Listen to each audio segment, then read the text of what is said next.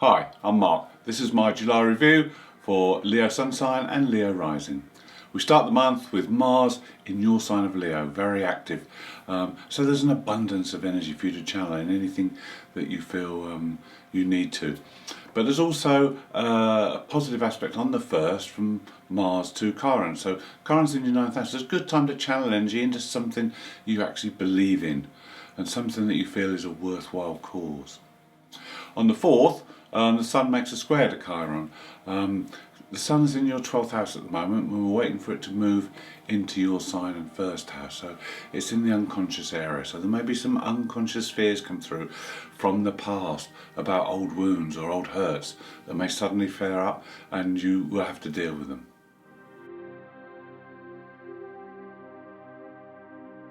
On the 5th, there's a great aspect between Venus and the Moon's North Node. This is in the 11th house, so this is a good day to get help, to enlist help from friends. They can help you on that journey. They can maybe give you advice or information or message, a pointer, something that will help you go towards that North Node. There could also be some developments within career, because Uranus is aspected by the Sun and he's in the 10th house of career and destiny, so there could be some changes, some sudden changes of path or direction that occur at this time as well. One thing just to be aware of is that Mercury makes an aspect to Neptune. When these two come together, there's always a fogginess and things aren't as clear as they should be, so don't make any important decisions on this day. Wait till that clears away.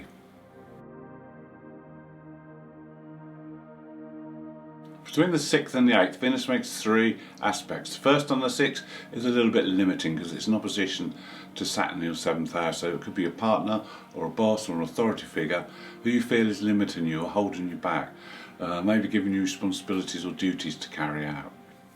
But then on the 7th and 8th you'll be looking for some adventure, because Venus makes an aspect to Chiron on the 7th and then Uranus on the 8th, and both of these aspects will make you feel like you want to do new things and try new things and have a bit of a new adventure.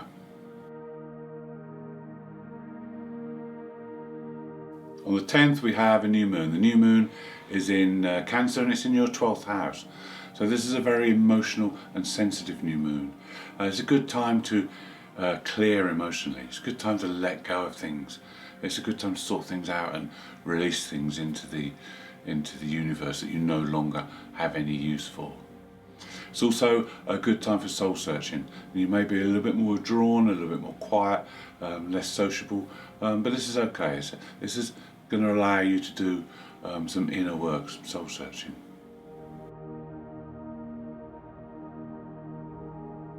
On the 12th, Mercury makes positive aspect to Jupiter and your mind will become alert. It will be very sharp and very quick, and you'll be willing to take on and learn new things.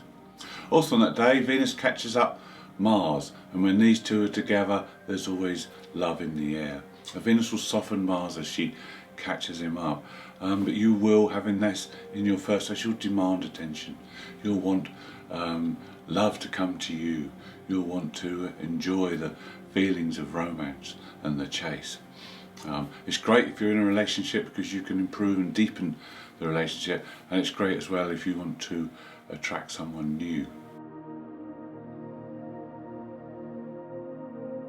On the 14th, the Sun makes a positive aspect to Neptune. The Sun's in your 12th house. This is a great day for any spiritual pursuits. It's a great day for meditation. It's also good for learning about anything metaphysical. And it may be that you have messages come through on this day, or maybe that you have a spiritual or religious experience during the day. Then on the 17th, there's a tricky one to handle because the Sun makes an opposition to Pluto.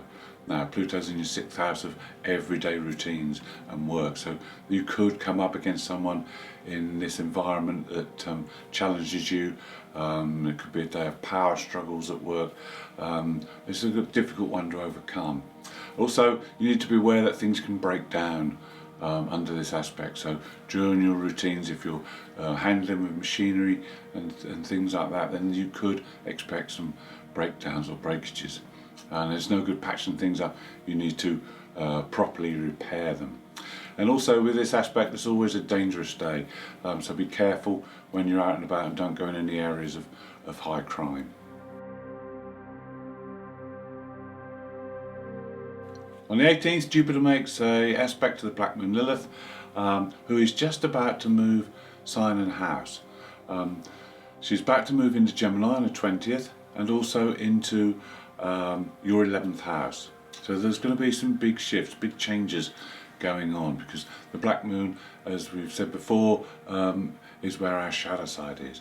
And with her moving into Gemini, the shadow she will cast is one of acceptance. So we will all need to work with this while she's in Gemini. Now, we have to learn to live without approval from others. We have to learn to be a person in our own right and not need to be recognised by others or approved or be accepted by others. And this is the lesson of the Black Moon transiting through Gemini.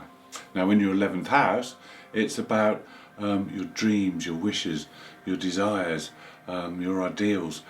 These will all be under evaluation now, and these will be changed. There's going to be some major changes over the coming months, some major life changes with this aspect going through your 11th house. You need to look at your friends, you need to look at your social life, and things will change here. There may be some friends that need to be let go of, and some new ones can come in. And also with your dreams, you may want to get rid of some of the old dreams and bring in some new ones that are more in keeping with who you are and where you want to be. And with this aspect of Jupiter, this last 10 days, so this will be highlighting things as the transition occurs from Taurus into Gemini and the 10th house into the 11th. So Jupiter will enlarge the shadow, so you'll be able to see where things will need changing, and you'll be able to see your fears. If you know your fears, you'll be able to see them very easily.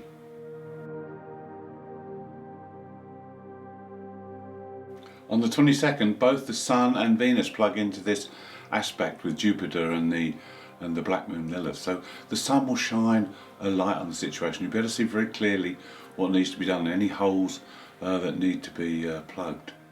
Venus as well will shed insight into things. Venus will give you a better understanding of what's needed and a better view of your unconscious shadow side.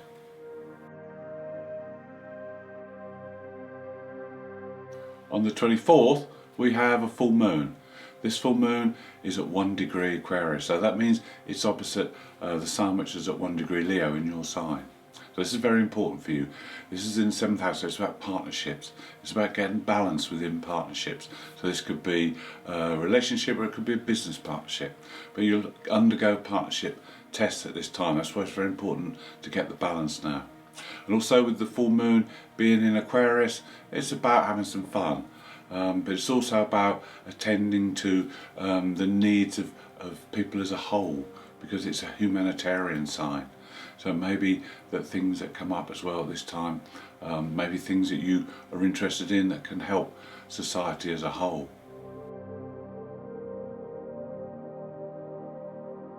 Your unconscious is very active on the 24th and 25th because Mercury in that 12th house makes two aspects. The first is to Neptune. So this will involve the spiritual side of life again, as we saw with the Sun earlier. But then on the 25th, it's an opposition to Pluto. So there is undercurrents with this. Pluto can be very subversive and rules the underworld. Mercury's in the 12th house of the unknown. So you need to be aware that there could be things coming up from the unconscious. They could be of a spiritual nature, or they could be related to struggles, power struggles. So it's a good time to investigate and make sure that you thoroughly investigate things before you go into them too deeply, and especially related to that full moon.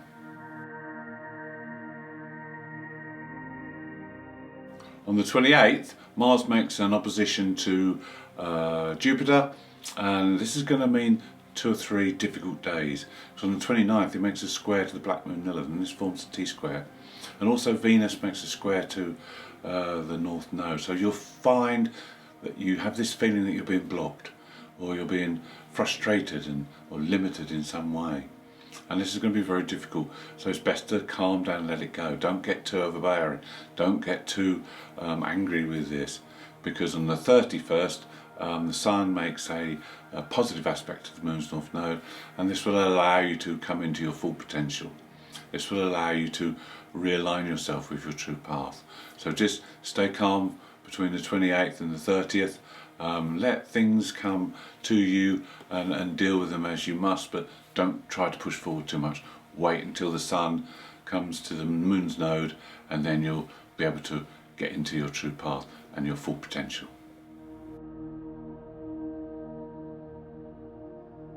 Thank you for watching. I hope you've enjoyed the review. If you'd like to see more, please subscribe. If you'd like to leave me a comment, I'd love to hear from you.